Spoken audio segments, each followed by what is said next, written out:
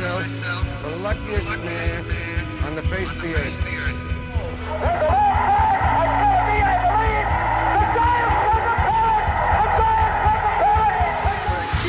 Ends his final game with a walk-off single. Here's a drive to left.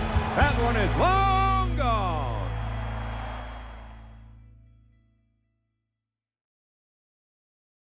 Welcome to the Long Gone Podcast. It's me, Michael, and with me, as always, S-Man. What up? Steve Ford. How's it going, man? What's up, man? Not a whole lot. I mean, a bit of a thaw here. We're in fake spring here in the lower peninsula. I believe we're into the low 40s, and we have some snow patches left. Spring is definitely in the air because they have shoveled off the ball diamond by my house here, so that the guys from Collegeville High School can play outside. Can't play in the outfield yet, but they were taking some infield practice I saw yesterday, so I thought that was kind of dope. And they made a nice little snowman in the outfield. So, but yeah, it's we're in faux spring here, as I think we get in the mid 50s, and then we go back down to the low 30s by the weekend. So, Michigan, right? Am I right? Michigan. Welcome to Michigan. Allen, fucking stuff. Yes. Well, that means the fields are dry. Spring training is underway. Grapefruit League, all that good shit. They're happening, which players are reporting. Teams are getting better. Some teams are the same. You go on Lucky Rebel, you'll definitely see the Dodgers are going to be number one, and everybody else is after. Yeah, it's the Dodgers and then the field, it feels like. Yeah, it's the Dodgers league at this point. Yep. You know what I just seen before we came on, by the way? What's that? You know who's resigning? Uh-oh. Who's resigning? Tony Clark. Tony Clark's resigning. Is this ahead of the potential strike for next? Is he going to finish out the season? I think he wanted to get the hell out of there before it got bad. He's like, is this effective immediately, or is he going to finish out the year? I think he's finishing out the year. Okay, yeah, and then getting the fuck out of Dodge, huh? Yeah, he doesn't want the storm this. coming. Yep, he's like, get the fuck out of here. Yeah, he doesn't want to sniff another stoppage here. During the whole COVID thing, just the look on his face, and all the shit they had to go through just to even get a COVID season going, and then the stoppage for a bit after that. Yeah, it's Yeah, he looked like Jay Billis all fucking sweating. He did. Holy shit. Well, I wonder if Lucky Rebel here will have odds of the next player president. Yeah. I mean, they're going to, of course, it's going to be an ex-player, right? Yeah. I think they would benefit. I don't know. I mean, I don't know. I don't know who would be even in consideration for that, to be honest, because I don't know who is like the guy to lead it. So it's going to be really interesting moving forward. Look at us breaking news here on a Tuesday as we record. On a Tuesday. It's pretty good. I like it. Absolutely. Yeah. And speaking of the best and worst teams heading into spring training, it all starts with the owners. Yeah, that it does, my friend. That it does. Like you had mentioned, looking on Lucky Rebel, there's the Dodgers, and then there's the field. I think, if we're looking at best owners in Major League Baseball, I'd start with the Guggenheim baseball management that owns the Los Angeles Dodgers here. There's nobody else that's number one. I mean, they got to be number one. Yeah, I would, just from what they do, they're no holds barred. They're, anything that they can do to make their team better. And if they, already have a good product on the field, they'll bring in a guy like Kyle Tucker, or they'll bring in Edwin Diaz to bolster their bullpen, or, bringing in Shohei Ohtani, trading for Mookie Betts, bringing in Freddie Freeman. This team just it's a juggernaut, man. And, there's the Dodgers as far as ownership, and then there's everyone else is a distant memory. Yeah. I'd say, it's definitely them. I think if we're like we could do like some top three of the best and worst, and you got you got obviously the Dodgers. Who else is on your list? I would throw somebody like the Braves. I mean, the Braves is kind of just like the Dodgers. They're more of a collective group. Mm-hmm. I mean, we're talking 10 playoff appearances, 1 pennant, 1 World Series. Not bad. I threw in for the trying aspect and the passion. I threw in Steve Cohen of the Mets, just because he's out there doing what he can. It doesn't always equate to wins on the field, but he is a guy who's very passionate about his team and ways to ways to make it better. And he's not afraid to spend. I mean, the guy's worth almost 20. He's worth almost $20 billion. So he brings in a Juan Soto. Just isn't afraid to open up the checkbook and go get those star players. Should he have did it with Pete Alonso? Hell yeah, he should have. But caught a little flack for that. But I mean, he's honest. He's very transparent about what he does, and he's not afraid to spend. So it hasn't equated to playoff success yet, but I think he's right up there, at least on my list of one of the best owners there. I think he gives a shit about his team. Yeah, and he comes out and says things, that aren't detrimental to his team in a way, right? I mean, he came out recently and said he doesn't want a captain on his team. He doesn't believe in that. He wants the squad to kind of figure it out amongst themselves, which a lot of people were like, what the fuck, man? But no, I get it, man. I mean, he gives the team its own identity. It's like, you guys figure it out. I'm giving you the money to figure it out. I doubt it was his call to not bring back Pete Alonso. It wasn't his call. I'm sure he's letting his GM be a GM. And there's a lot of people who don't like Steve Cohen. But, I mean, from the outside looking in, from a Tigers fan perspective, it's nice to have an owner who not only understands baseball, but an owner that gives a shit enough to talk. I mean, he'll put himself in the forefront to talk about his team, where other owners kind of hide. You know? Yeah, like Chris Ilitch, who comes out every so often. And, right. He's like an owl. He is. He really is. He'll pop out every so often and show his face around walking around spring training, pretend like he knows what's going on. Talk to Scott Harris and AJ Hinch, and then he'll pop out opening day, and then he'll pop out again mid-season or something, and then he'll pop out again at the end of the season. Other than that, he's behind the scenes. Yeah, some say he's like the groundhog. If he sees his shadow during spring training, that means we're going to be able to hit the first part of the season. If he doesn't. He doesn't. He ain't going to help do anything to fix that. Oh, accurate. Another one I like, and I'll probably catch some flack for this a little bit, is John Stanton, the Seattle Mariners owner. Just what he's done the last couple of years. Yeah. I mean, I know he didn't handle the Scott Cervais firing the best. Probably should have given that guy more of a heads up instead of reading about it. But he's showing that he's passionate right now. At least the last couple of years, making the run last year, bringing in Josh Naylor. He's bringing in the pieces in here to help make this team successful. Some of it as mixed and negative reviews, but I like, again, a guy that's seems passionate about what he passionate about his team and passionate about getting a contender on the field. So I put John Stanton from Seattle on my list as well. That's a great underdog pick, right? I mean, it's just that's a really good pick.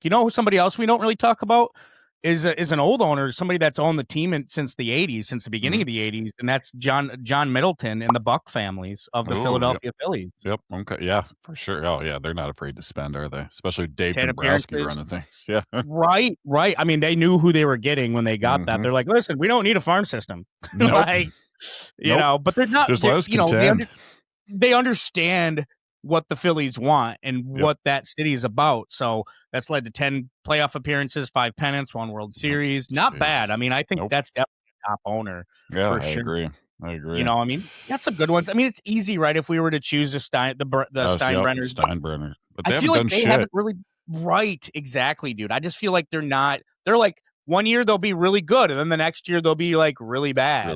There's very since inconsistent. George died, there's been no even common ground. Nope. Yeah, it's just been up and down. We're going to be cheap for a bit, and then we're going to go get Garrett Cole or trade for Stanton. Then we're going to be cheap and let the develop within, and then we're going to go trade for give up the farm to get a Juan Soto for a little bit. And then it's very, very inconsistent. Like you said, and they haven't done shit since 2009. I mean, they've made the playoffs. They sniffed the fart of a World Series a couple of years ago, but you knew they weren't going to beat the Dodgers. But they haven't really done much outside of the 2009 championship, and then before that, the early 2000s. So yeah, not much, man. Not much. Shifting it over to the not so good ones. Hey, I real mean, turds, huh? Give me your your bottom three. I mean, is a couple people out of the doghouse? Is there some new additions? Because you and I talk owners. We've talked owners a lot, and we haven't cut slack to any of them. But I'm kind of interested to see who your bottom three owners are in the league. Well, I'm going to go right off the bat at number one here, a guy whose team, if you look on Lucky Rebel, has a plus 18,000 odds to win the World Series. Oh, Future's bright in here. I'm talking about Bruce Sherman of the Miami Marlins. I mean, this guy has lost almost 600 games since 2017, 433 wins, only 2 playoff appearances, barely spends any money on the team. Team value is about $1 billion. And the franchise lost more games than any other NL team. And star people like Derek Jeter was running the show, and he wanted to get the fuck out of there. How do you edge Derek Jeter out? Yeah, I mean, you got to be a shitty owner if you're edging one of the most winning personalities in all the sport. Yeah, so Bruce Sherman, he definitely tops my list. I want to add on to that real quick. Yeah. So I'm looking at his net worth right now. Mm-hmm. See, this is the shit I'm talking about. He's only worth $500 million only, right? Like, it's not a lot. Only, yeah, but yeah. $500 million, that's his net worth as of 2020. Okay. I feel like to be an owner, and that's why we kind of understand why he's cheap. You're like, oh, you're not a billionaire. So if you're not a billionaire, you shouldn't even own a team. Get the fuck out of here. Yeah. Get the fuck out of here, man. What the hell are you doing? Because this dude fucking can't afford it. Yeah. Yeah. Yeah. Shohei Ohtani makes more than this guy. Oh, my God. Juan Soto makes more than this guy. Jesus Christ. Yeah. Come on, get out of there, Bill. Or Bruce. Yeah. You know what? Bruce, Bill, whatever the fuck your name is, get the hell out of here, all right? The party starts at $1 billion, all right? If you're not even in the billions for your net worth, get the fuck out of here, all right? Or find some friends and do a Guggenheim type thing where you have a management group, with partial owners of the team.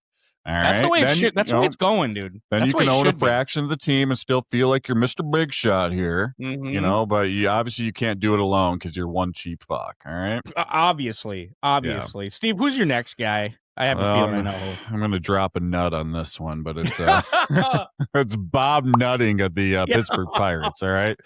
The guy is owned the team for what 30 or so years. Just about four winning seasons. 3 playoff appearances, despite a net worth of over $1 billion.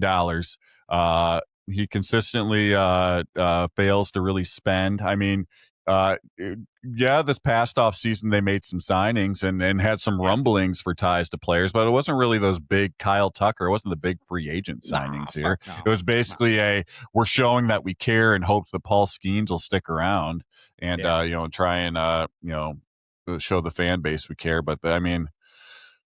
He's cheap, just like Bruce Sherman's cheap, and I think fans in Pittsburgh want him to get the fuck out and sell the goddamn out of here. All right, so Bob Nutting, he's also on my list here. So yeah, not surprised. I mean, he has spent a little bit in this offseason because he's trying to be like, hey, we want to keep Paul Skeens around, but he's not. He can't afford. Paul Skeens is going to make more than Nutting. So I was going to say Nutting is Paul Skeens is going to command probably half of Nutting's net worth here, so $500 million. So he's gonna be like, nope, this ain't gonna work, is it? Dude, when they lose Skeens, they're gonna. I mean, they're already calling for Nutting's head. I mean, Pat McAfee comes out, everybody comes out and says Nutting should sell the team. But who do you got for your last one, man? Who's your last one? See, this is tough. I wanted to put maybe Artie Moreno on there of the Angels because that guy doesn't do shit. And just the way that he fumbled Ohtani and just the way that he, doesn't really, he brings in people that are well past their prime. So, this would have been a great signing in 2015 or just the way that he paid Anthony Rendon, who just didn't even want to fucking be there. And baseball's not even a good job done. But I put on there Charles and Richard Monfort, the owner of the Colorado Rockies. Fucking pick. Yeah. Great. Since 2006, they've had 100 lost seasons. They only have 1 pennant in franchise history. Again, low payroll, minimal investment. Despite owning a team, he has a reasonable market value of the team, and you fucking paid Chris Bryant to not do shit. So, Yeah, Munford, Charles and Richard are, I'd say, my other team ownership right there that sucks massive balls. Another ownership team worth under $1 billion. I mean, they're and like I think you said, they have a valuable franchise in terms of where you play. Yeah. Right. I mean, Denver is a very good city, has a very passionate fan base. People, they pack the stadium. I guess that's their problem. Fans don't, people are showing up. They're going to show up. Yeah. Maybe it's the fucking air up there, but they're just high. They're just high all the time. But yeah, dude, I mean, you and I have always bagged on the Rockies. I mean, they just don't spend, and when they do spend, it's horrible. Yep. And they're developing is horrible. And the Monfort brothers, they're not worth $1 billion. So I don't know, between man. The two of them. Yeah, the Rockies need to get a passionate owner that wants to go in there and change things around. But it's good. Like I said, you and I, we've mentioned this before. The future is ownership teams, more than one owner. And that's, you notice the most successful people in the sport are owned by groups, not individual owners. Yep. Like what the Orioles are doing now with their ownership group, going out and getting Pete Alonso and, bringing in more of the bigger free agents, but still developing, from within too. So it's the future. You and I talked about before, the future is ownership groups, not just one person. That's it, man. I think we're gonna see that big, especially once they figure out whatever this new collective bargaining agreement is going forward here. I think it's definitely gonna force the owners to form groups to own teams here. That's gonna be the norm. So absolutely. So before we get to our then and now series, which we do shortstops this week, let's get a word from our sponsors. Whether you're a casual collector or a season card enthusiast, the Penny Sleever is your one-stop shop for all your card protection needs. They carry everything from classic regular sleeves and versatile top loaders in multiple thicknesses, 35-point, 55-point, 75-point, 100-point, and beyond, to premium magnetic card holders and specially graded card sleeves perfect for PSA and SGC slabs. Need resealable bags, team bags, vintage sleeves, or colored top loaders? They have over 71 products in stock, all priced to help you build and protect your collection without breaking the bank. And now they're offering an exclusive promotion just for you. First-time buyers can get 10% off their entire order with promo code LONGGONE. Just visit thepennysleever.com and use that code at checkout. Don't let your valuable cards go unprotected. Shop the Penny Sleever today and see why collectors trust them with their most prized possessions. The Penny Sleever. Premium protection, penny pinching prices. Well, Mike. Good old Penny Sleever. Good old Penny Sleever. I love Penny Sleever. Those bumpers. Dude, you know what? I found something here. And I'm new to this. This lady friend that I've been seeing showed me this when I went on eBay the other day. All right. Yeah. And I didn't even think about this. You can press the camera option and take a picture of something that you have, and they'll show how much it's, what it's selling for if you don't know what you have, and they'll give you some background on it.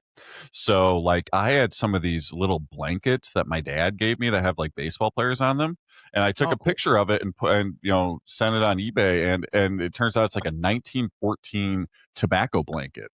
And I found out who the player was and how much it goes for. Not much money, but I just thought that was a cool little tool that you can use. Not that eBay is one of our sponsors, but it was super cool to be able to.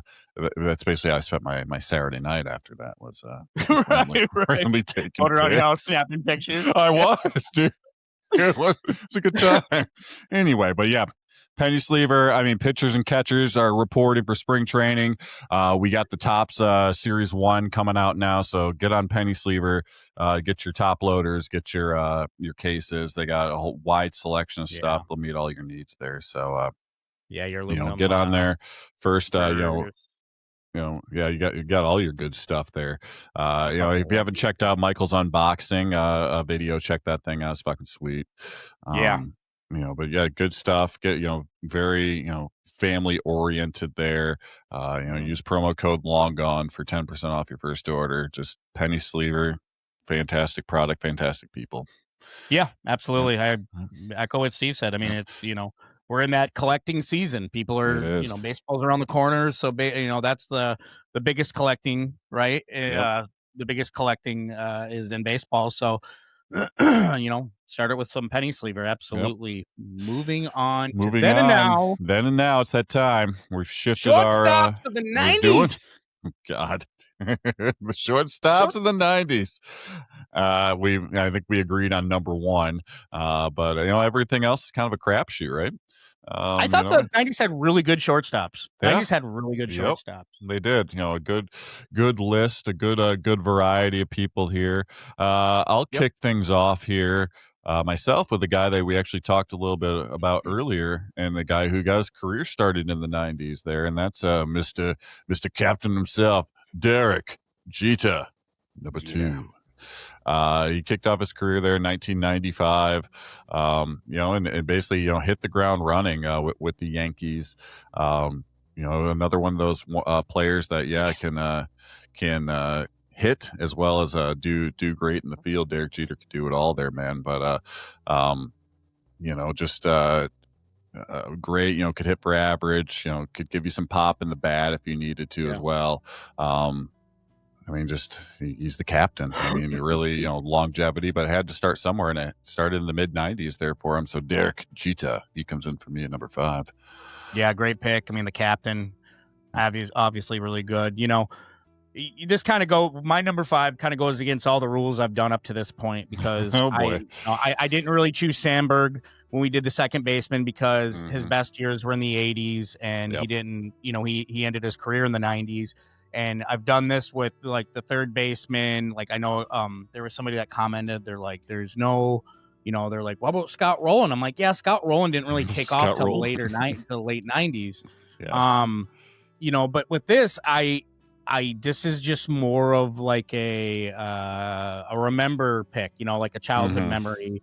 And I really like Nomar Garciaparra. He comes in for me at number 5. I know, he started his career in 96, or he debuted in 96 at 22 years old, but he took off, right? And he ended up getting the Rookie of the Year. And, in those late 90s, he was the guy. It was the three-headed beast between A-Rod, Jeter, and Nomar. Everybody was like, wow. These the East Coast shortstops are where it's at. And in the 90s, he compiled he got 322 batting average, had 615 hits in just 4 years. I thought he was just absolutely incredible. So Nomar Garciaparra from me comes in at number 5 as more of a golden memory. So solid pick, and great years there for the Red Sox with him. Number 4 for me, probably kind of a shocker. He kind of split time between third and short, and that's Travis Fryman. It's kind of a homer pick for me. Yeah, great career, with the Tigers and with Cleveland. Yeah. But Travis Fryman, again, he was a guy that could play multiple positions, but with Trammell getting to where he was at, near the end of his career, Fryman, kind of came in and took over that shortstop role and did it very well. He had the pop in his bat, and could hit for a very solid average. Like I said, started out his career there with Detroit and then moved on to Cleveland. But a guy that could give you 20+ home run power, could drive you close to 70, 80 runs. I remember seeing the clip of him. He hit for the cycle there in the 90s. I forgot who they were playing. It was probably Cleveland or something like that. Or maybe I think they're playing the Yankees. But a guy that could give you the pop, but could also get you doubles, triples that as well, and parlayed it into a some good playoff success in the late 90s there with Cleveland. So Travis Fryman, he comes in for me at number 4.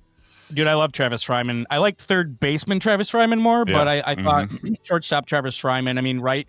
You're talking about Alan Trammell getting older, Fryman coming in, being the young gun, and I thought I wish he would have ended his career in Detroit. Oh, me too, man. I really like Travis Fryman, but I understand why they moved on from him. But I really like Travis Fryman. Good pick. Good sneaky sleeper pick. I went a little safer with number 4, Barry Larkin.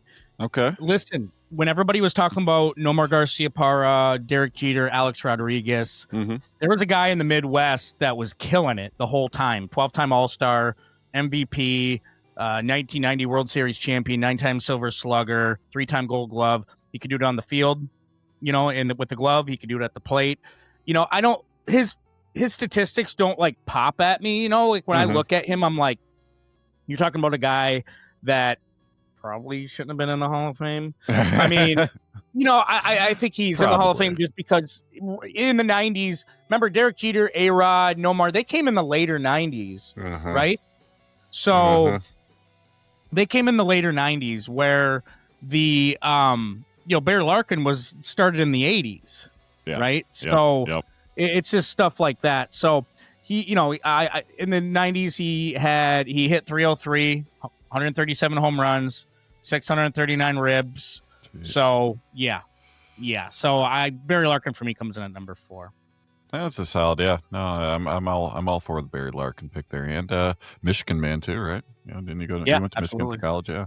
Number 3 is a guy that Mike, you had a little lower on your list, but you know what? I loved him a little bit more. He was one of my guys I like to watch in the '90s, so kind of a nostalgic type pick for me, and it was a smaller sample size for him in the '90s, and that's Nomar Garciaparra for me. Yes. Like you said, he broke in the league in the mid to late '90s there, but for 97, 98, 99, which were his first 3 full seasons. He came in for, 24 games in 96, but rookie of the year in 97, 357 batting average in 99, a guy that could hit you 30 plus home runs, drive in, as much as 122 RBIs as a peak in 1998. But, a guy that led the league in hits in his rookie year with 209 in 97. But, just a great silver, could get you the Silver Slugger. So it's a great offensive player, always in the MVP conversation there, especially in the late 90s into the early 2000s. But just small sample size in the 90s when he was just starting out. But I thought he was worthy enough for me to go at number 3. So Nomar Garciaparra comes in for me at number 3. Great pick indeed. Number 3 for me, A-Rod. I mean, what to say about A-Rod? It's hard putting him on this list. Yeah. See, I'm allergic to A-Rod. You're allergic to A-Rod. One of the greatest hitters of all time, but the roids, right? I mean, roids. With the 90s, you and I, it's really hard to pick some players because of the roid situation, and you don't know when they roided, how long they roided. Right. But, but for what it is, from 18 years old to 23 years old that Alex Rodriguez did. I mean, he started in 94 to 99. He was a young man when he started. And, at the end of the 90s, he was still one of the premier shortstops in the league. Yeah. 308 average, 463 RBIs, OPS of 914, which is amazing. 791 hits. I mean, he has some of the greatest records of the game, but and he's just not in the Hall of Fame because of the roid thing. But, hard, aside from the roids, if you put that aside, I mean, his numbers, without taking that into consideration, were very, very good. So Alex Rodriguez, for me, begrudgingly, comes in at number Well, I'm allergic to A-Rod too, but he comes in for me at number 2, just a tick higher. I like to think he wasn't roiding up when he was with Seattle there because he looked a lot skinnier in those days. But, Mike, like what you talked about, I mean, a 358 average in 1996 there led the league in total bases that season as well. When he finished runner-up for MVP, 379 total bases in 96. Could drive in the runs, obviously, could get you the doubles. He, led the league in doubles in 96 as well, get you 40 plus, 50 plus doubles, hit you 20, 30, 40 plus home run power, RBI is well over, but could steal you bases too. I mean, it's a guy in 98 stole 46 bases, consistently hit, average above 300 multiple times there in the 90s. But like Mike said, he's got the tainted cloud of the roids. Was he roiding at this time? Was he not? It's hard to tell, but can't deny the stats that he put out. One of the greatest hitters of our generation, if not all time. Was it because of the roids? Anyone's guess, but he still played the ball. But begrudgingly, I put him in at number 2 because you can't deny the stats that he had. Yeah, he was just amazing. Yeah. Number 2 for me is Captain, my captain. Oh, okay, Mr. Jeter.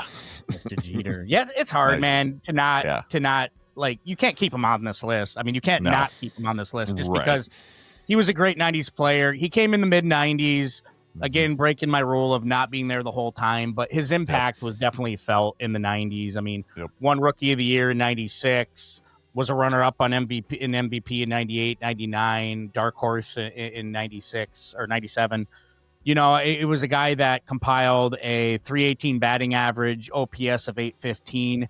He was early in his career, and even most of the career, he wasn't a guy that was going to get you 30 home runs a season. He could get you 20, but his thing was he was a table setter. He could get you the big hits. He could play clutch. He was one of the best clutch baseball players I've ever seen, and he was a very patient hitter at the plate, and he led with sheer determination. He reminds me of Kobe Bryant, right? It was just always getting better at your game and always just trying to be better than the next guy. And he was a great leader. I mean, he wore that captaincy that the Yankees are prestigious for so well. And the guys that came after him have to live up to Jeter, because I think he sets the standard. So Derek Jeter, just when you think of 90s baseball, Derek Jeter definitely sticks out. So for me, he comes in on number 2. Solid.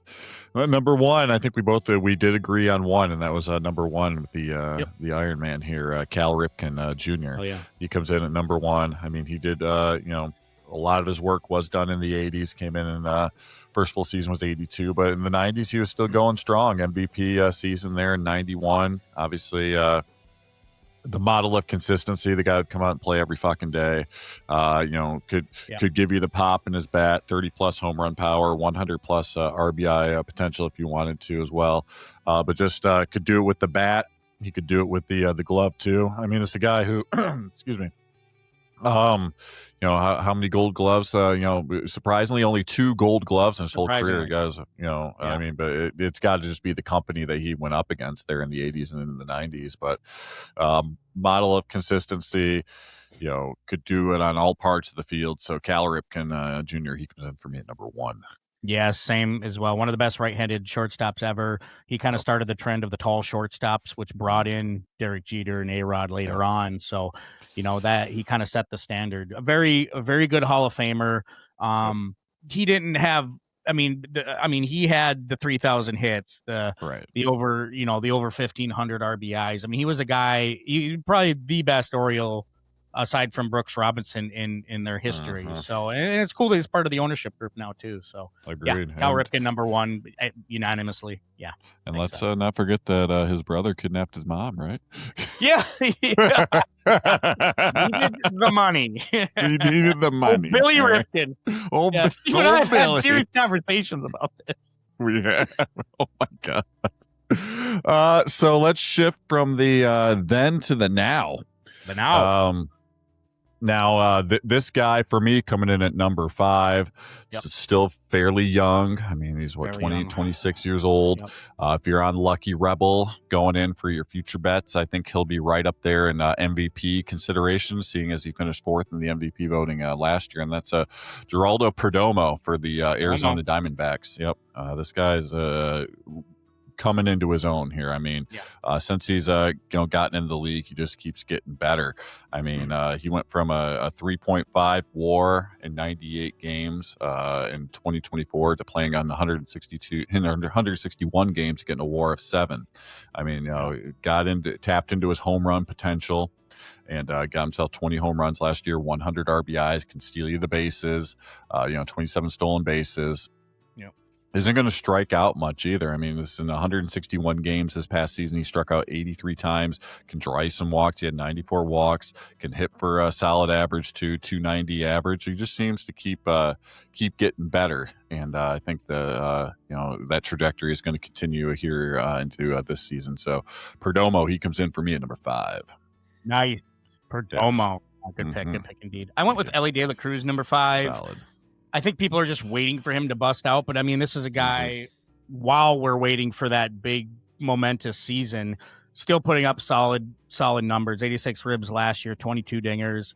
He's got to stay healthy. That's a big one. I mean, it's not like he's Mr. Injury prone by any standards. I think he's been a model of consistency last year, playing every day, year before that. So if he stays healthy, I think you could see some real numbers from him, right? He's not like O'Neal Cruz, right? I think this guy's a little bit more fine-tuned, right? But so if he can stay healthy, I think he could be one of the best shortstops in the NL for sure. Which he's shown so far. So, Ellie De La Cruz for me, still waiting for that breakout season, the 100 RBIs, the 30, 40 home runs, but he comes in for me at number 5. Nice. Number 4 for me is a guy who, he's getting older, but he's not giving up yet. Top 5 in MVP voting last year, and that would be Trey Turner. Nice. He's a guy who led the league in batting average last year at 304. Still has that pop in his bat. 15 home runs, 69 RBIs. Not quite the height that he had coming off his time there with the Dodgers, where in that 2022 season. He was basically a 5-tool guy, get you the home runs, get you the RBIs, steal you the bases. Yeah, the power has dipped a little bit, but the still hitting for average, still stealing bases, still can drive you in those runs, and can do it on the field as well. Like I said, he's getting slightly up there, getting near 33 years old, but the engine just keeps chugging along, and we'll see what happens this coming year. But still one of the best in my eyes. So Trey Turner comes in for me at number 4. Hell yeah, good pick. I mean, Trey Turner had some up and downs, right? But it seems like he's finally figured it out in Philly. So, I went with Gunnar Henderson. I went with youth. I thought the start of last year was really fucking rough, right? I don't know. If I were the Orioles, I would just burn every tape from last year and be like, that was not us, guys. I don't know what the fuck that was. Holy shit. Because it was just bad. I mean, Gunnar Henderson acted like he didn't even knew what baseball was at the beginning of last year. What the fuck is this? And then he started picking it up, because remember the year before that, when his rookie year, or in 22 and 23, everybody was like, dude, this guy, it's him and Bobby Witt Jr., man. We're talking about the next Cal Ripken, Alan Trammell kind of comparisons here. But it's just, he was kind of been like this, and he stayed healthy. It wasn't the health factor. It was just the non-performative factor. I mean, this is a guy that should easily hit for 30, 40 home runs. Last year wound up with 17, right? 68 ribs. I mean, this guy should be getting 90 at least, just, every year. So I think the projectability is there. He's only 24 years old. I think he's going to come. I think he just has the work mentality that I've heard of, I've heard that he has.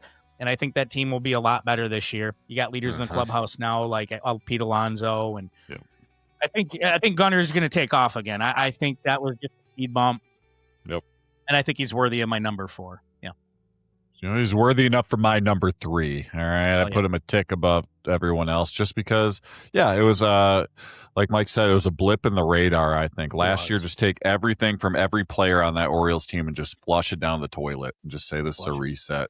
We'll go with what he did in 2024 and in 2023 when he was hitting, 30-plus home runs and driving in close to 100 runs, and, the rookie of the year from 2023. I just think last year was a fluke, and the average was still there. The power wasn't. Obviously went from 37 home runs down to 17, but the average was still there. It hit a respectable 274, and I think he'll figure it out.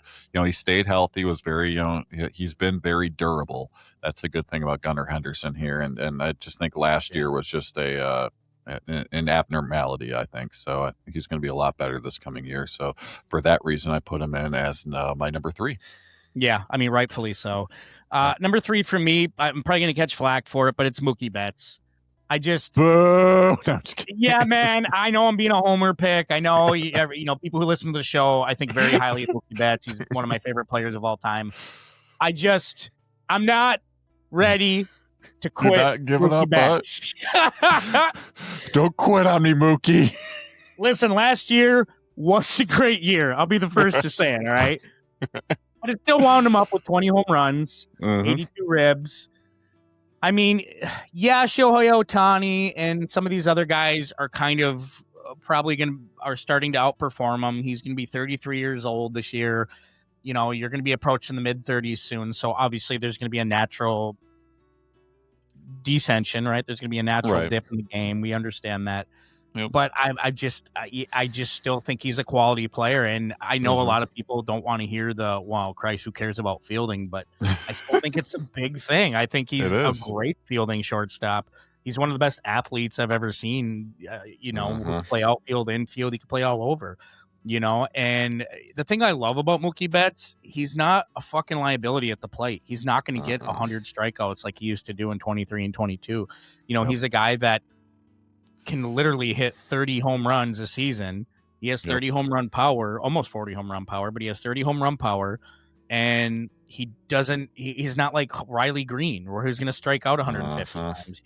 He's not going to be like some of these guys who are just a lot of whiff in their game. He can set the table, he can move over. I still think he's just a quality. What he brings to the team all the way around, you could put him at leadoff, second, third, anywhere in that lineup, and he's going to hit. So Mookie Betts, still quality. It's not like we're not seeing a Miguel Cabrera drop off here. Oh, God, I hope not. Yeah. He comes in for me at number 3. Oh, man, you're going to catch flack on Reddit for that. I totally do. Dude, Reddit. Number no baseball. This guy, how'd you host a podcast? This guy don't know baseball. Dude, I know more than you. One comment a couple weeks ago, they're like, well, this guy's giving me a reason not to listen to the podcast. Wow. I was laughing about Bring that. It, Reddit. All right. That's cool. Number 2 for me is Francisco Lindor. I mean, the guy, has been the model of, you talk about consistency. He's been that guy. He might miss the start of the season as he's being evaluated here for a potential, injury, I believe injury in his hand there. So potentially could miss the start of the season, but, once he comes back, he's going to be that guy again. I mean, this is a guy who led the league in at-bats last year, 644. He's going to play, model of, like I said, consistency, durable, there every year. Would I like the strikeouts to cut down? Hell yeah, I want the strikeouts to cut down. I mean, 131 strikeouts last year, but he's going to hit you solid average, 267 average last year, 30-plus home run power, get you close, 80, 90, 100 RBIs a season if you really push him. He's always going to be in that MVP conversation. Just a fantastic hitting, and can do it in the field too. The guy's won a couple of Gold Gloves in his career, so he can do it on both sides of the field there. I mean, the Mets have their new face now that the polar bear's gone. I think it's Pete Alonso Pete Alonso. I miss Pete Alonso. Francisco Lindor. So because of that Francisco Lindor, he comes in for me at number 2. Number 2, yeah, he comes in for me at number 2 as well. Very similar to Mookie Betts in terms of career, in terms of what they bring. 30 home run power, they can set the table. I think Lindor at this point in his career has a little more pop than Mookie Betts. He's like a year or two younger, but I think Lindor figured it out. It was a little rocky there with the Mets, and then he figured it out, and he could still. I wish he was a 300 hitter like he started in Cleveland, but I just think where he's putting in, what's expected of him, where he's putting the lineup. I think from here on out, he's going to be always over 100 strikeouts a season. He's going to be a run driver. It's interesting. Mookie had to take on different roles when he went to the Dodgers, right? I mean, you have Freddie Freeman, you have Shohei Ohtani, you have such a powerhouse lineup that he doesn't need to do all those things that he did in Boston, where Lindor needs to do all those things. Yep. Right?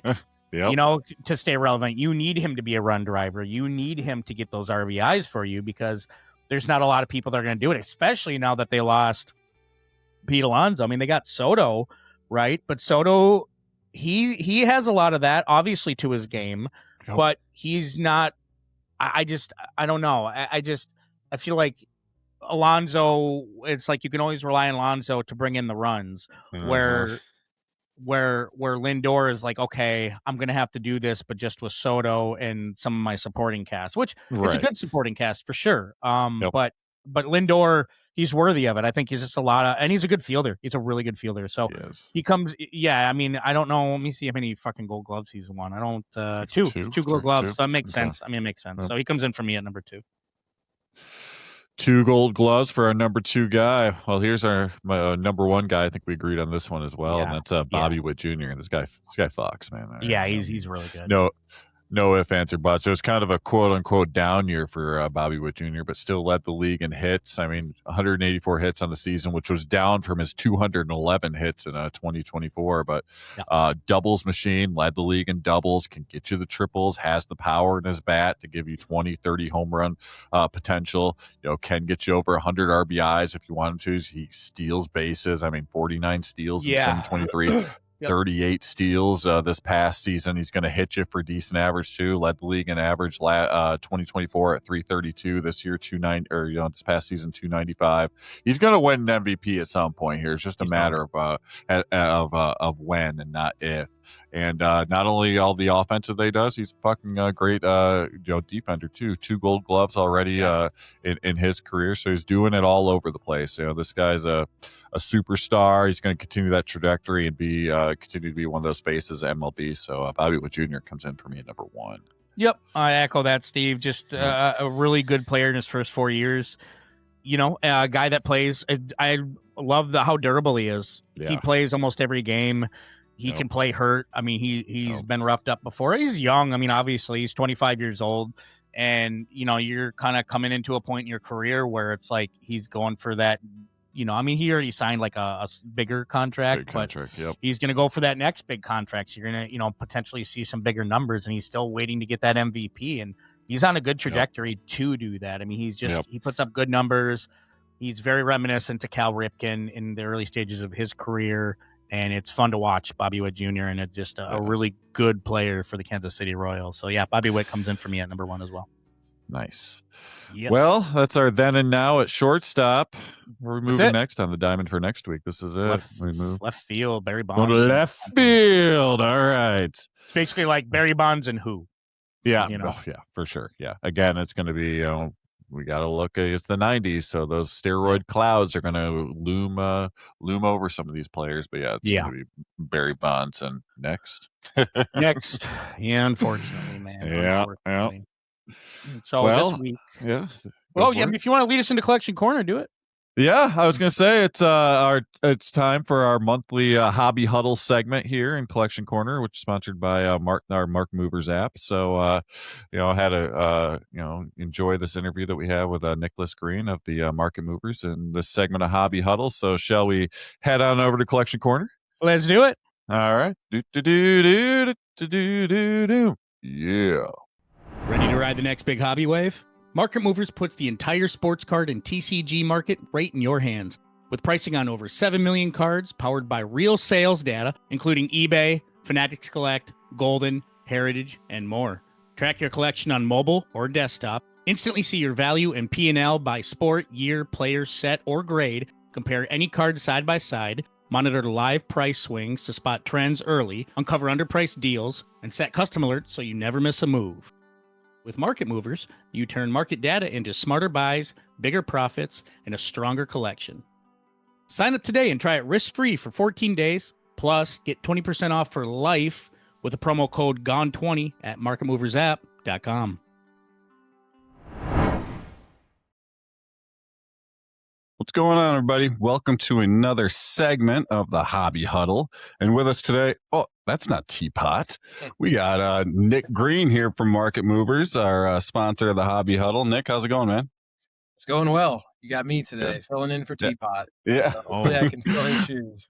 Yeah, no, it's great. It's great that we can finally get you on. Teapot's great and all, but it's great having you here too. And we talked about before the show, we should come up with a nickname for you. Could be scary, but we'll see what we can do. Yeah, I'll welcome any suggestions. Oh yeah. Oh, you got to be busy over there at Market Movers. We got the Topps release happening here. I think in the next day or so. I think it's got to be a busy time over in the Market Movers land here. What's going on? Oh yeah, that's first flagship release of the year. That's always a popular one. We'll have it here in the store, and we'll have the team adding those cards to Market Movers immediately. So anytime if you're in checking sales, you're already seeing some people who opened that product early who already are listing those for sale. Yeah. So they'll be popping up here in the next day or two in a big way. Okay. That's very, very, very cool. I know Michael and I usually when Michael's living down here, when the hobby boxes would come out, we'd always rip a box together. Maybe we should virtually do something like that, Mike. I don't know, try and figure something out. That'd be kind of fun, right? That'd be pretty dope. This is and this is the kind of a year, because football's over, right? Football's done. Super Bowl, boring Super Bowl that it was, is over and done with. It was. Sorry for all you Seahawk fans. And then, now it's everybody's kind of gearing into baseball. So I know cousins, friends, everybody I know is like starting to buy packs. I mean, they're watching it heavily. Now is the time for baseball season for the card opening market. So I'm sure that's what you're seeing on your end too, right, Nick? Oh yeah, we're starting to see the market start to tick up. People who were doing football a week ago are now moving into the next thing, which baseball, with spring training right around the corner. This is the time to be jumping in.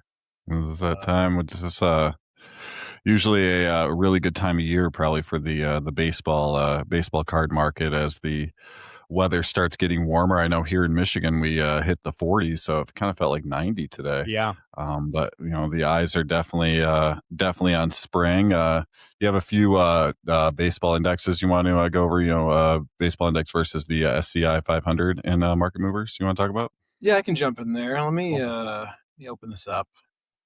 Let's see if I can. Whoa. Okay.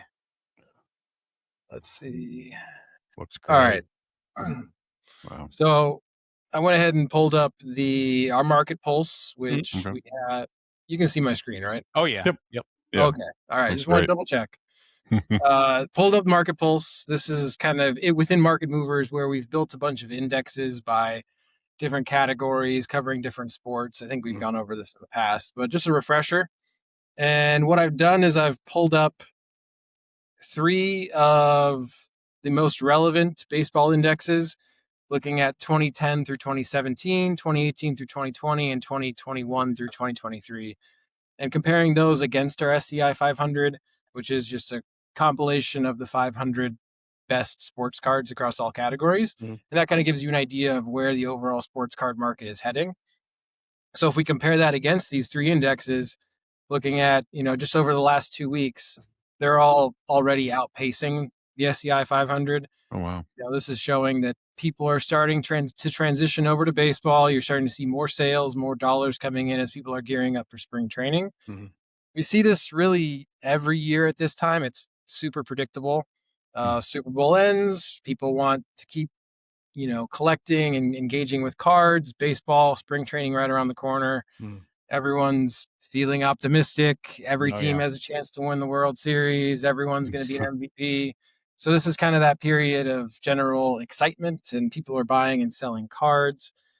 This kind of starts to fizzle out once the actual season starts out, and reality sort of sets in for some fan bases.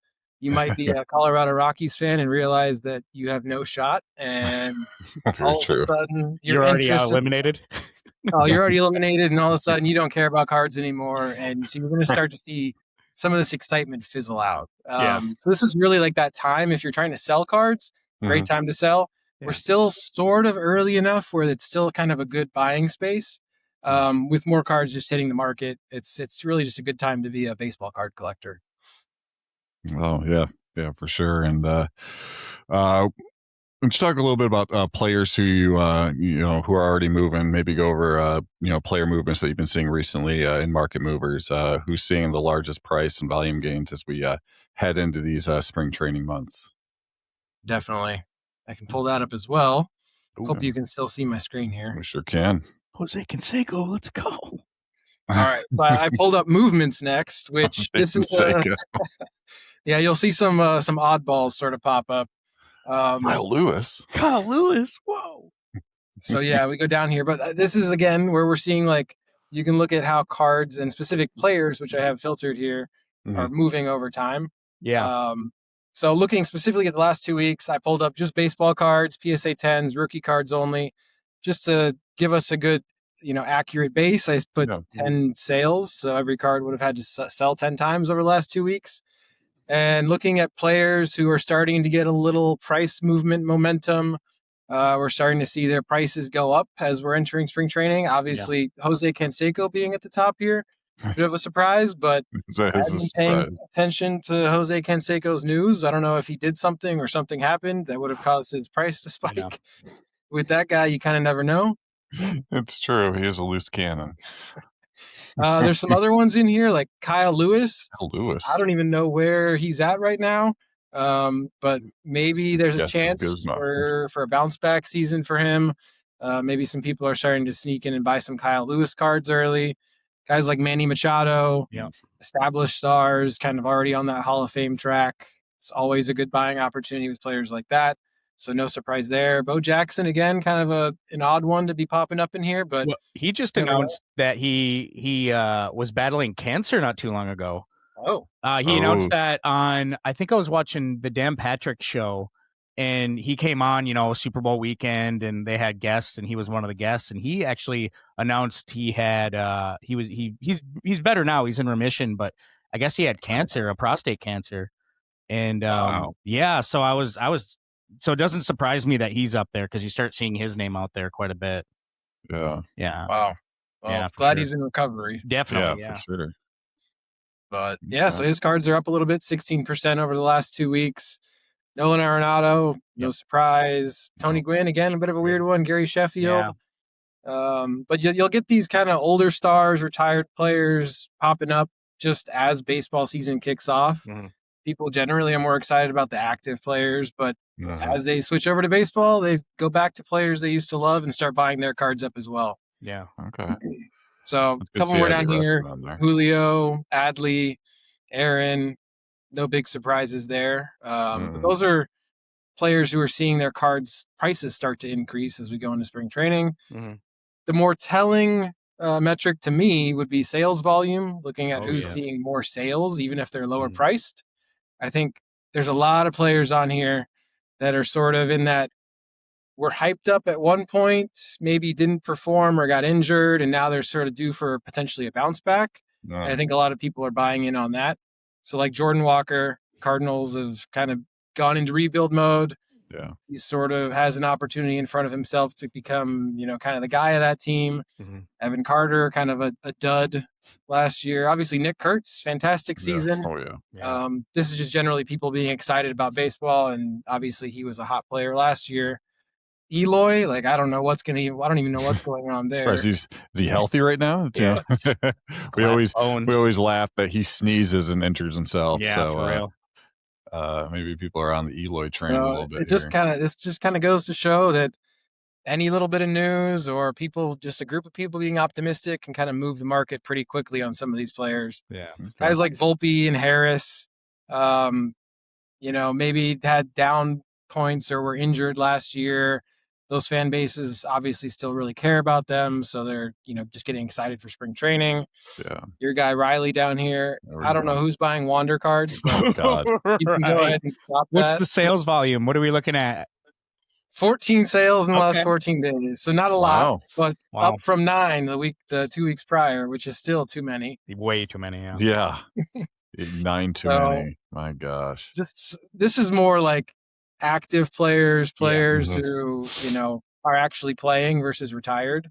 But those are, I guess, you can kind of get a sneak peek at who people might be high on moving forward. Okay, very cool.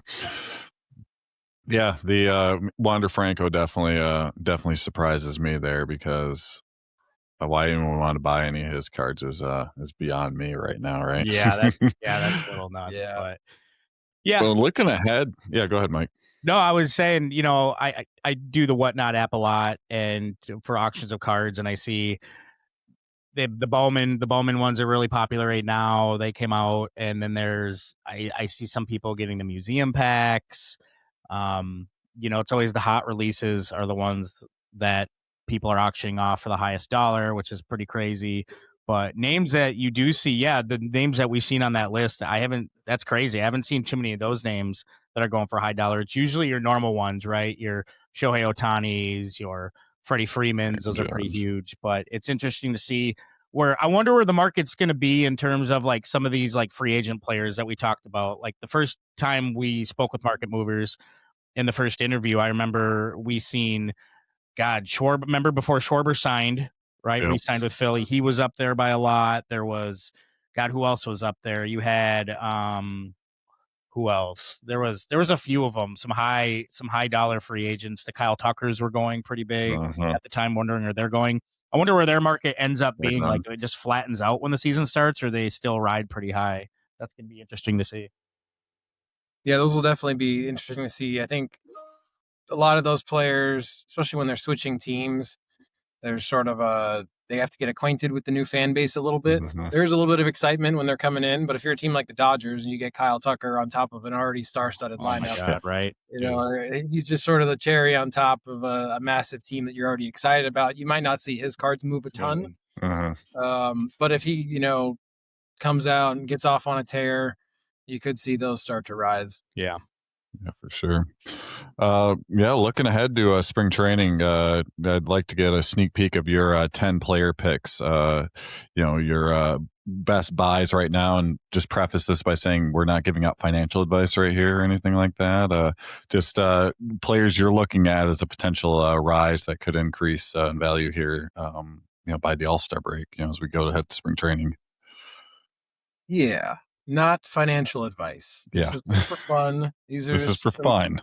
Some players that I like, and we're kind of at that point where if you are getting into baseball cards and you want to get some players that you think are going to have some upside that, in my opinion, are probably going to be more valuable in 6 months than they are today. I'm kind of targeting like that All-Star break period is when I would expect them to be to have risen a substantial amount. Then these are some of them. A lot of them are going to be pretty obvious, no surprises. I did throw in some oddballs at the end. But I think first up, if you look at this chart, you'll probably notice that this is Shohei. And this is from all the way back in 2018 when he hit the league to now in this, monster roller coaster of a chart that we've got for some of his top cards. And you might think, okay, that's reached the top. There's nowhere else for that to go. But he's still someone that I'm optimistic we could see his prices continue to climb. I think you have 3, big moments for him, starting with the WBC coming up. Yeah. In 2023, we saw that obviously being a monster moment for baseball and Shohei in particular. And so I think you could see that drive his prices even higher than they are now, with some of that's going to be hype driven, assuming Japan makes a run and he's playing and performing well. I think you're going to then get right into the first early part of the season, and you're going to have Shohei pitching and you're going to have Shohei hitting. And it seems like every week he's breaking some record or doing something historic. And with that, you're going to have some more attention, driven to his cards. And I think he's in a unique position where he really has that global appeal. There's a lot of collectors, around the world, Japan, and even here in the US, who are still going to be buying his cards in a big way and willing to pay those high prices. So just looking at his, cards specifically over the last 2 weeks, relatively flat. So there's not been much increase in his price. I do expect this to change though in the next months, where I think we're going to see his cards hit a new all-time high. So Shohei, at this point, has the potential to end up as the greatest baseball player ever. And I think that with that comes, who knows how high his card prices could end up one day. Yeah, and you made a really good point about the WBC too. I mean, once that starts, you're going to see a lot of different kinds of players take off. I know with Aaron Judge competing in the WBC, and it's some of the some of the high value American players in terms of cards. I mean, you're just going to see that keep going. And I mean, it's true. It's like the ones who are winning. Like I remember Lindor, his year when he was in the WBC. I mean, his card was up there. I mean, his card kept taking off. And then, especially Ichiro. You saw Ichiro when he was in the WBC back then. His stuff took off. I mean, and with the new wave of Japanese players that entered the league this year, I'm sure that's going to be a factor. And I don't know, Steve, I'm kind of new when it comes to WBC in terms of cards. Is there like a special release card for WBC? I am not sure. I've never really looked into that. I mean, especially with Fanatics taking over the Topps brand, I could see them, coming out with like a special release. I was on watching some breaks earlier, and there's like a Topps has their own like like Japanese card like packs and stuff too. Yeah. Which is a whole different niche of, people that haven't, come over to the States yet, but are big in Japan. Yeah. And, getting cards like that, seeing those cards take off. I haven't seen any like a special like WBC set or anything like that. That's actually a really good idea. They do have one. They do? Okay. For the last WBC, they had a pretty nice set. A lot of relics, a lot of autographs, all the big names that were in it. Wow. It was one of my favorite sets of that year. So I would anticipate they're going to do something like that again. Yeah, cool. And then they do everything for Topps Now as well. The print to order cards that you can get through Topps.com. They'll highlight every major moment from the tournament there as well. Yeah. So there's definitely an opportunity to get some cool cards. Have you seen the Topps Now stuff? That do those go? I mean, are those very valuable, or is that something you see more down the line that they're going to be valuable? Because I've never really. I mean, I know when they first announced, we're going to do Topps Now way back when, and it was a thing like you get your card faster, which is really cool. I mean, the moments come out a lot faster. But are those worth anything, really? I guess depending on the moment, right? Like some of they'll do one for like call ups when players get called up from the minors to the majors. Yep. Those tend to do pretty well as sort of like their first card. Like I was trying to pull it up. I couldn't find it in a sec, but they had like for the last WBC, that Mike Trout Shohei Ohtani card where he's striking him out to end the game. Yeah. That's one of the, biggest Topps Now cards for baseball, at least in recent years. So there are some big ones that come up. Lately, like people have been getting in on Topps Now. So some of those print runs are just through the roof. They used to be, if you go back a couple years, they used to be micro print runs. So some of those are a little more difficult to track down and a little more valuable. Yeah, and I'm sure milestones are pretty huge. Like I think Stanton's approaching his 500 home runs. I think I got the Cabrera 500th home run one. That was a big cool one. And his 3,000th hit for Cabrera, I got the Topps Now for that. And then also just like really cool, like I mean, sticking with the Tigers, I think I got you and I one, Mike, when Cabrera hit that home run in the snow. Remember that? And so like I had the picture of like the home run going through. That was a really fun card. It's a nice shot. Probably not collectible wise, but just a cool shot. Yeah, for sure. All right, I'm gonna go to my number 2 player now. Okay. This list was a lot longer when I put it together. Yeah. But I did have Judge on there. I had some of the obvious options. My second player on here is Bobby Witt Jr. Okay. Who again isn't like a sneaky pick by any means. But I was surprised when I was going through some of his pricing data to see a lot of his cards, at least in like that low to mid tier, were pretty flat and still very affordable. If you're looking to find some Bobby Witt Jr. cards, they're pretty cheap out there right now. And looking at just like this chart that I have up right here is his cards from when they started releasing. And obviously there's a little bit of spike when he came in, but they've pretty much been low or flat since then. And been, right on the cusp of putting together some MVP caliber seasons. And he looks like he's going to be kind of an all-time great. And I think similar to Shohei, he's kind of got a lot of stuff going for him starting with the WBC.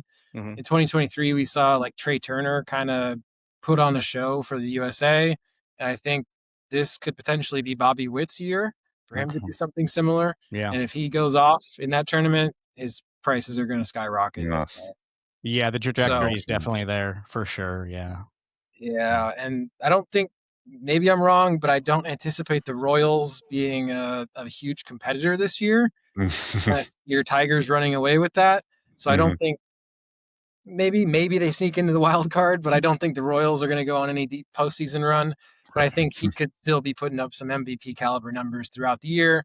And I anticipate him making the All-Star team and having a great start to the season. Yeah. Just looking at the last month, his cards are flat. Yeah. They're not doing much. So this is, to me, is an opportunity to potentially get some Bobby Witt cards. Even if I'm not going to move him in the next 6 months, he could be an all-time great player that I would be happy to have had his cards at a cheaper price point, now. For sure.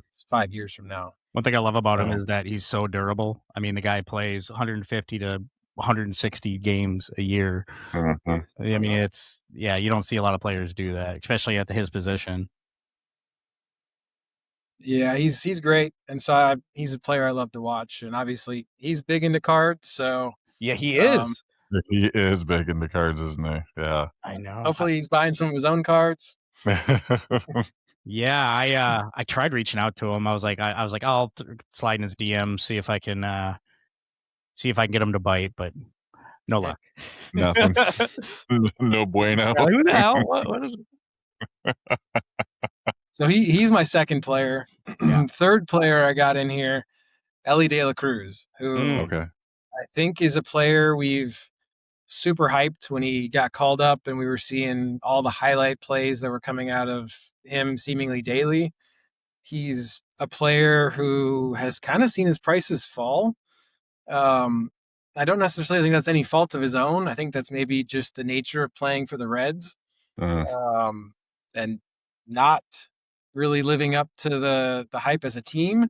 I think they were kind of hyped to make a postseason run the last couple of years and have come up short. So maybe they'll make a switch and we'll get to see some Ellie in the playoffs. But until then, you can kind of count on him to be delivering just highlight plays week in and week out. And a lot of that is driving his card prices. Every time he makes a ridiculous play or some weird triple that shouldn't be a triple, or throws the ball and guns a guy down from across the field, those sorts of plays drive interest and drive people to go check out his cards until she makes some purchases. I think this is going to be just another year where we continue to see more highlights from him, and I think he's going to take the next step. Fingers crossed they can maybe sneak into the playoffs and make a run, and we can get some playoff Ellie. But he's a player that, looking at the charts, down a little bit from where he was 2 years ago, and relatively down or flat over the last 2 weeks. Yeah, so I don't think people giving him the attention he deserves. I can see why. I mean, the hype was big when he came in, man. It was like really big. And then he hasn't really he's put up solid stats, but he hasn't really taken off with those video game numbers, right? I mean, 2 years in, Bobby Witt Jr. was top 3 for MVP race, right? But Ellie De La Cruz hasn't had that same kind of trajectory yet, even though his projectability is very high. I think a lot of people look at Julio Rodriguez like that too. Huh. Yeah. Funny you should mention Julio. I got him a little further down on this list. Not surprised. All right. So that's Ellie. I don't think he's playing in the WBC, so he wouldn't get any hype there. This is really just like a preseason, spring training to early part of the season play for me. But I would expect he'd probably make the All-Star game if he plays well. All right. Nando. Next up. Yeah. Nando. And I got his chart pulled up here from 2019 through now, and he had that ridiculous spike there in 2020 with a lot of other cards. He was projected to be like this next all-time great player, and then steroid issues and injuries got in the way, and he's really fallen off as far as his pricing goes. Just over the last 2 weeks, what do you know? Also pretty flat. Same with the last month, even down a little bit. But I'm high on Tatis just because I do think we've seen potentially what his ceiling can be. He has a high floor and he has that MVP caliber play, and he's able to do that. And I think if he puts it all together, it'll just take a little bit of hype and some MVP buzz, and some fantastic play for his prices to start rising again. And I think he has it in there. We've seen it before, and I think he can do it again. I think we're at the point where we're sort of past a lot of like the steroid stuff. Obviously, it's going to be something that's going to bother people for a while. But I think it's kind of worn off compared to where it was 2 years ago. Yeah, and plus his stats are coming back. I mean, he's starting to play like he did play before, So obviously, the people who do drug testing, I'm sure they're on top of him all the time, which makes he's probably not juicing anymore. So that means the numbers are real, the ability is real. Yeah, and I'm hopeful Padres can be competitive. We'll see if they can give the Dodgers a little bit of a run. If they do, he's going to be a huge part of it. So, what's your team? What's your team? Teapot's the Tigers. Do you have your team? Yeah. I'm an Astros fan, actually. I love the Astros. Hell yeah. Yeah, I grew up in Houston and been an Astros fan my whole life. It's been a good last 10 years or so. Oh, for sure. Yeah. Let me ask you, I So on Reddit, I'm pretty active on Reddit for our podcast, and I put out last week. Steve and I put out our then and now. We did the best second baseman back then, right, of the '90s, and the best second baseman right now. I had Altuve as my number one. I think Steve did too. I can't remember. I absolutely got lit up on Reddit for having Altuve number one because I said I think he's more valuable to his team than other second basemen are. That was a big reason why I chose him number one. And I think he still has a lot more left in the tank. Do you agree being an Astros fan, or do you see him kind of declining? I agree with you that I think he's the best second baseman. Hell yeah. Period, by far. Yeah. Does he have a lot left in the tank? I hope so. Yeah. I think we've start to see a slow decline. I don't think he's going to be putting up the same numbers he was putting up, 4, 5, 6 years ago. Yeah.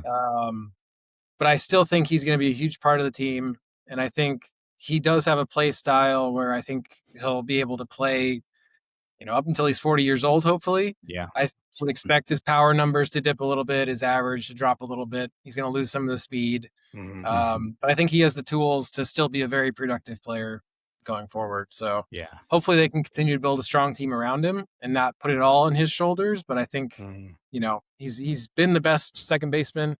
And I think he will continue to be maybe for the next year or two. Yeah. Yeah, I agree. I totally agree. Who did the Reddit folks think should be tops of the list, Mike? Or were they hated that Kettle Marte was not number one. Oh, okay. And he was number two. I think you had him one in yours. I did have him one in mine. Yeah. Which, I mean, it makes a lot of sense, but I don't know. I still think Altuve is quality. I think a lot of people looked at Altuve moving to left field as a shide to him, like, oh, he can't play the position anymore. But they found out he's the best second baseman they had. So he's going to be playing there, I think, full time or damn near full time this year. So, I'm not giving up on Altuve, man. Look at his stats. He was so valuable to his team last year. Yeah, it's, I go to my dashboard and my cards I'm following are all Altuve cards. Hell yeah. Absolutely. Those are great. He's my favorite player. I think he's going to go down as my all-time favorite Astro. Yes. Your first mistake was mentioning Astros on Reddit. Your second mistake was mentioning Altuve on Reddit. So yeah, man. But you know what? Steve and I chose Craig Biggio, the best second baseman of all time in the 90s. Yep, for the 90s. Okay. Hell yeah, I agree with that one too. Yep. There's a lot. There is. I think now that makes sense. I think the hate was because it's Astros. I think that's what it is. Which I'm a big Astro guy, so I get it, man. I love the Astros. I just think they're quality. Absolutely. I've been living in the hate for going on 5-6 years now, so I get it. And man, they were a dynasty. I wish people would just get over it. Yep. All right, I'm going to go on to the next card here, or next player, I should say. And you mentioned him earlier, and that's J-Rod. Yep. Nice. As an Astros fan, I am terrified of the Mariners this upcoming season. Yeah. They have seemingly put together an even better team this year. Yes. And I think that they're going to run away with the division, honestly. Yeah. Yep. And I think Julio Rodriguez is going to be a big part of that. Yep. Last year was obviously the Cal Raleigh year in Seattle, but Julio's been putting up some great numbers, even though he tends to start the year kind of slow. Yep. And I think some of that is why his pricing tends to lag a little bit, is he starts out slow and people want to call him a bust immediately. Yep. And then he kind of puts it together. The second half of the year is always better.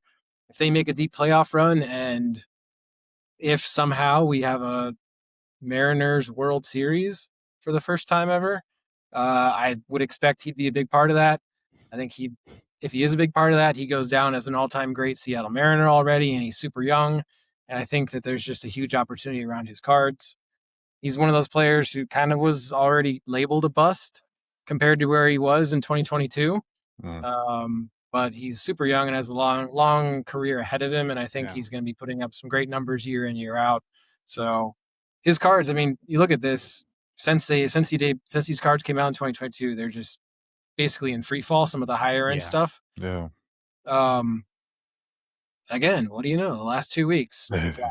So no one's buying Julio Rodriguez cards right now. And I think that's a mistake. He's a player that I would like to have more of in my collection, and so I would be looking to buy some Julio Rodriguez. Still super young. I mean, there's so much. I mean, he has a lot. Not even a lot to prove. I think he figured it out. I think the end of last year he figured it out. Yep. And I think I agree with you, man. I think people should buy him right now. Yeah. All right, we're gonna zoom through some of these. The list is gonna get a little more questionable here. I had to throw an Astro in here. Oh yeah. Because it's the team I watch and the team that I feel like I know the most about. And I threw Jordan in here. The last 2 years have been pretty rough for him. Yeah. A lot of injuries, hasn't been playing as much. Another player who we saw kind of crazy things the first 3 years of his career, really. We've seen spurts of that here and there when he's healthy, but staying on the field has been the big problem. So his prices are down, and understandably so. They're, trending in the wrong direction for a player who's still relatively young. Just over the last month, flat. Last 2 months, flat. So I think this is a case of a player with a lot of upside. We've seen that upside. And if he stays healthy, he's someone who can definitely deliver on that and produce results. And if the Astros are going to go anywhere, he's going to have to be a part of it. We saw how pitiful their offense was last year without him. So I anticipate, fingers crossed, he's healthy, putting up some huge numbers offensively. I don't necessarily think he's going to win an MVP award, but I think he'll at least be in the conversation if he's healthy. So I think that'll remind people of who he is, and they'll jump back in on some of his cards. Yeah. For sure. Definitely. Next up, getting into some of the prospects. Okay, this is one I should say I would not buy right now. Okay. He's on this list just because I wanted to kind of show what happens when you're number one prospect to your card prices. Yeah. And Connor Griffin, I think, is going to make his debut if he doesn't make the team outright out of spring training. And when he does, you're going to see his cards reach the peak, and then they're going to fall off. Makes sense. So this is someone who we're already starting to see this. This chart is just straight up, basically, from when the card's released in 2024. And even over the last 90 days, last 30 days, it's a little less up. But it's still going up. And these prices are just incredibly high for his first Bowmans here.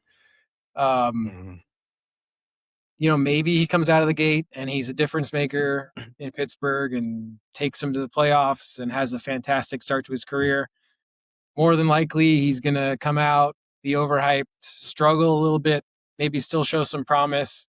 But there's going to be a bit of a learning curve, I would expect. And so there might be some initial disappointment or people thinking he's a dud right out of the gate because he didn't hit, 4 home runs in his first game or something. Yeah. Happens to every top prospect.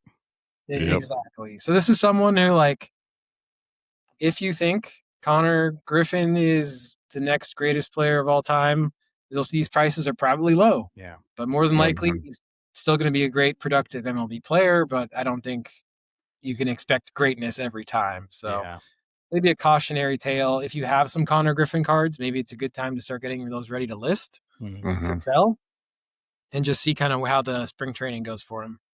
Yeah, I mean, he's only 19. I just looked. I thought he was 20. No, he's 19. So 19. I think you're spot on. I think people are going to be like, what the hell? I bought this card and he's doing this. It's like, man, he's really probably not going to come into his own until he's at least 23, 24. So that's You can go back to any player really and look at this period in their career where they're it's all hype and the sky's the limit and prices are going crazy. No matter who they are, even if they're Shohei, like that, we showed that chart right at the beginning. There was that hype period of him entering the league, this two-way player, and then he underperforms or gets injured. Yeah. And you can go back and buy those same cards for 10% of what they were originally selling for, if you're patient. If you just got to have the card right now, maybe now is the time to buy it. But otherwise, waiting probably wouldn't be a problem. I think the only 19, 20-year-old I've ever seen succeed in my lifetime has been Juan Soto and Manny Machado at that age. That's a pretty high bar. I mean, for somebody to reach. Bryce Harper for a bit, coming out the gate or Strasburg before he got injured. Yeah. He was kind of, the savior for the Nationals. No. But then he kind of petered out. Yep. Yeah, you never know what's going to happen. Never. Yep. There's not many players that are just up their entire career. Nope. Not at all. All right. I got, I think, 2 or 3 more here. Okay. Jesus Mate, another player who was really hyped when his cards first released. It's kind of people have just sort of, the hype's kind of died out and people have moved on to other players. Right. I do think this is someone potentially worth looking at buying. I think he's in a position to play well and potentially make an impact. And I don't know what's going to happen this season, but just based on the trajectory of his cards and being down or flat, he looks like someone who's going to get a shot at MLB. And when he does, all of these cards are going to jump up as everyone, again, thinks he's going to be the next greatest player of all time. Yeah. At that point, that's when you sell and they drop off following that. But I think at this point, I'd be comfortable buying some of his cards. Yeah. And then just waiting for that debut. I'm never in on prospect cards unless they make their debut. I just, I don't like getting that the cards before then. No way. It's a gamble. It totally is. And I know there are people who love the prospect game. They pay attention to the minors. They pay attention to everything. I don't have time for that. I watch Major League Baseball and I try to, read up on how prospects are doing, but a lot of these are kind of names that honestly I haven't been following that closely. I just checked out where they're sitting in some of the top prospect rankings, looking at their card prices. And some of them seem like opportunities. Especially when they're like 18, 19, like this guy's 18 years old. It's like, all right, man, we'll talk to you in 3 years. Next, And who knows? Maybe he could get injured or have delays in his development. And you don't see him for 2 or 3 more years. And then at that point, all these cards have cratered and they're worthless because he has no longer that infinite upside. Very true.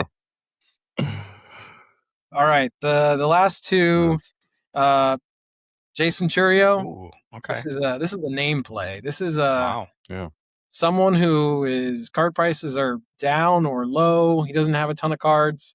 Who, when I was kind of taking a look and creating this list, it looked like he was having a great winter ball this offseason, also super young. But it seems like he's a top prospect in Cleveland. And the Guardians seems like they rotate their prospects through and give them all a pretty good shot. If he can produce and get called up, I think he has an opportunity to make an impact. Obviously, he has a name that people will recognize and associate with another top prospect who has made an impact at MLB. So this seems like an option for someone who wants to take that risk and see how that plays out. But we'll see what happens, but seems like a good opportunity to me. Isn't it funny? Some of these I always laugh when there's a big star who has a brother, and then they think the brothers are going to be just as good. I mean, you've seen it with Ronald Acuna's brother, Luis Angel. Yeah. You've seen it all throughout so many years, and it's like mostly what you end up getting is Jeremy Giambi. You know what I mean? Like, that's what you get. Yeah, you never know though. You never know. I mean, the name recognition, like Acuna's brother coming up, that was a big deal just because he was Acuna's brother, right? And, the expectations were there, and his cards were up. They're obviously down now. Yeah. I think he got traded, right? He did get traded, yeah. So he has an opportunity to start over, kind of, but we may not see his cards go back to where they were. Yeah, yeah. So another little, play there. And then Bubba Chandler, who obviously has already made his Major League Baseball debut. I kind of like the Pirates. I do too. I don't know if that's I've never said that before. I don't think. But I feel like they had a good offseason. Yeah. And they have the pieces. This pitching staff is going to be incredible potentially, and he's going to be a part of it. I think his first rookie cards are actually coming out in Series 1. So could get his actual Major League Baseball rookie card starting this week, which is pretty exciting. Otherwise, some of his prospect cards they're up, a little bit over the last year after he made his debut. They dipped a little bit following the debut. But he's a potential to be maybe not a Paul Skeens, but still a very productive, top of the rotation kind of guy. Yeah. I think we saw some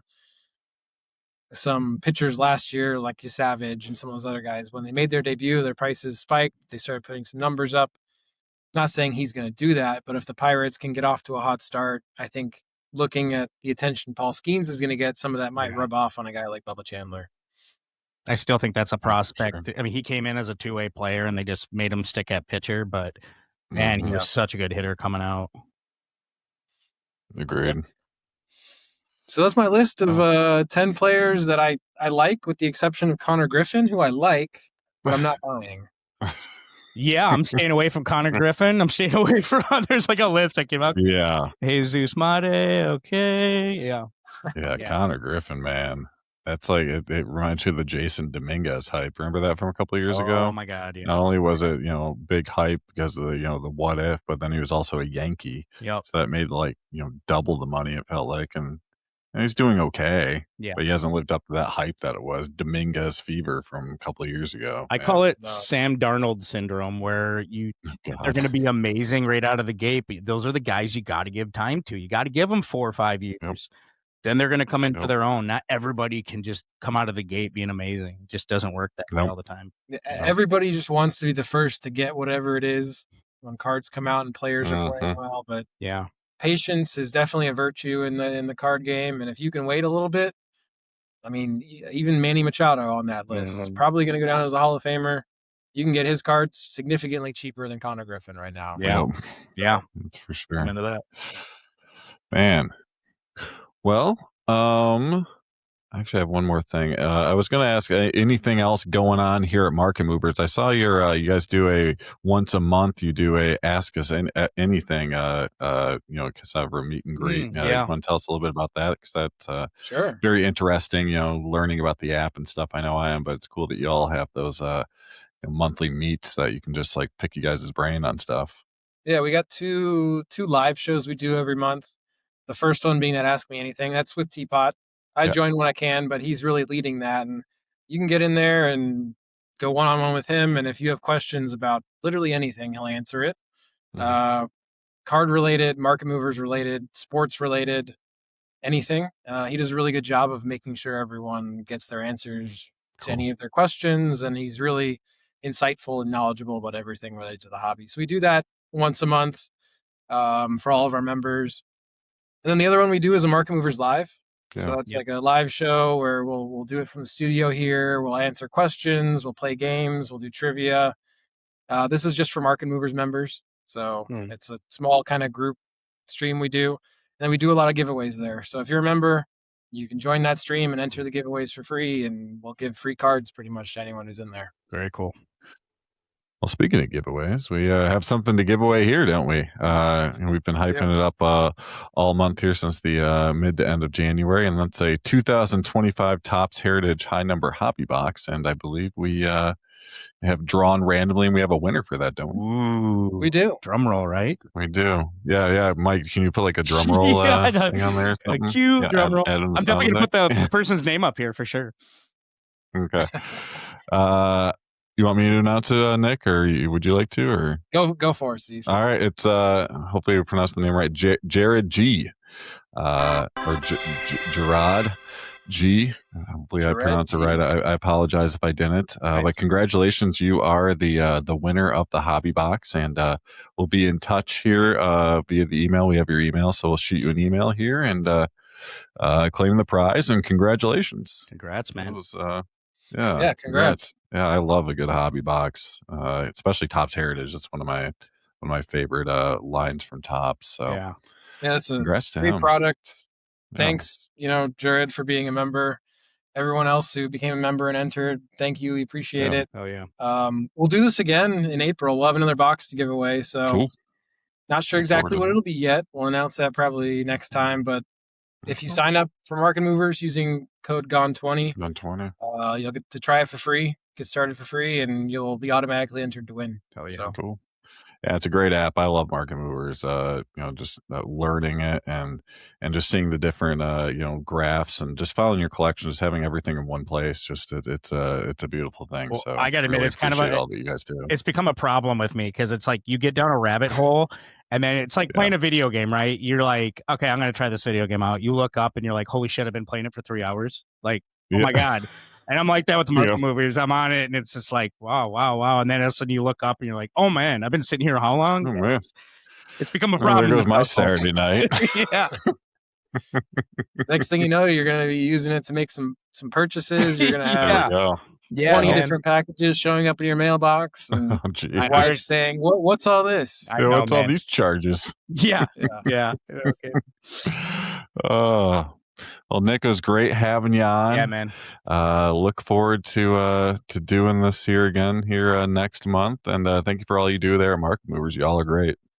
Yeah, thanks for having me, guys. I really enjoyed it. Cool. All right, thanks, Nick. Thanks, Nick. Always a great hobby huddle segment. I look forward to doing this again next month, as we'll be that much closer to the MLB season, and always good to talk with Teapot and Nicholas to talk cards and see what's trending. Love our friends over there at Market Movers. So it was cool that we got the Nicholas Green first time on the show. Did really well, and he he's a little different in Teapot, and because he tells you what to buy and not what to buy. He's like, don't buy that shit, buy that shit. So I love it. It's a good mix, man. Absolutely. I do too. Well, with that, shall we get the candles out and celebrate a birthday? Let's do it. You're gonna love this one, Mike. It's a looking online at this guy's cards. Probably one of the ones I really like would be his 1949 Leaf, quote unquote rookie card for him, number 117, and that's none other than Joe Gordon. Ooh. Yeah, so it's a happy heavenly birthday to Cleveland great. Also played for the Yankees too, and Hall of Famer Joe Gordon, born on February the 18th of 1915. Mike, let me read you these Hall of Fame stats, shall I? All right. 268 average, 253 home runs, 975 runs batted in. Solid offense, right? You think, all right, maybe he got in for his managerial career, right?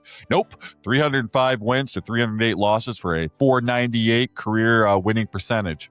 As a player, played for the New York Yankees and then moved on to the Cleveland Indians. As a manager, he managed the Cleveland Indians, Detroit Tigers, Kansas City Athletics, and the Kansas City Royals.